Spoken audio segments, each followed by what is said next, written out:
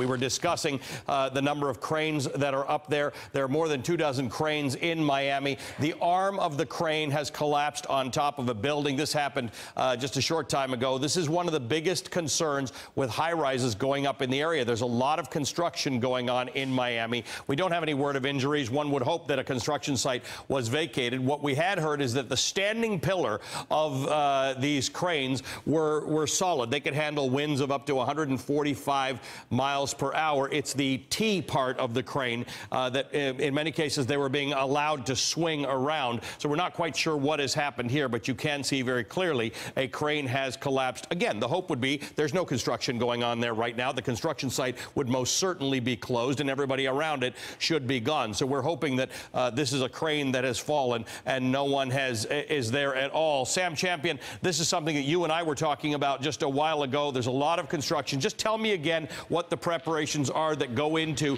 dealing with cranes. All right, so Ali, these construction cranes, now supposedly everything that I have read about them, and I've seen them fail in storms before, I've seen them kind of crumple. So actually the structure itself kind of gives in and fails. You can see that it's kind of like a triangular structure with supports all the way through it. There's 3 poles usually on them, and then they weave those small poles in between the tall ones to give it strength.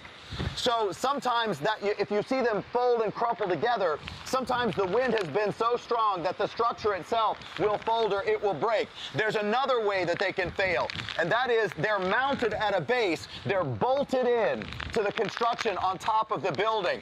And sometimes, that one looks like it failed and folded, actually. But sometimes those bolts, when you get that much force on the crane structure itself, the bolt can give way and it can fall. The other thing is, if you have the top of the crane that lays out like that, and you unpin it here and it's able to swing so that it's not holding itself against the wind. And sometimes you'll see a problem with that, giving it more motion to the crane to fall.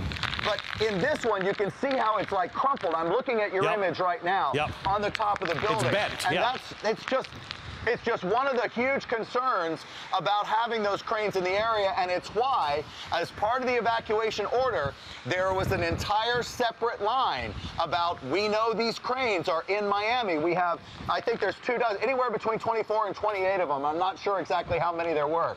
We know these cranes are here in the Miami area, and if you live in one of the buildings near those cranes, you should also evacuate. Right, because the issue is this one seems to have, and again, we have no more news on this except this picture and the confirmation that the crane is down. We have verified that the picture is real, but we don't know. It does not look like it's hit anything else, which is the good news. But the bottom line about cranes is it's not your crane, it's the crane near you that you have to be worried about.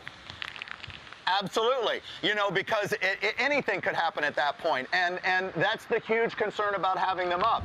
Unfortunately, the people we've talked to, and again, I'm just kind of relaying information that I got from people who work with them.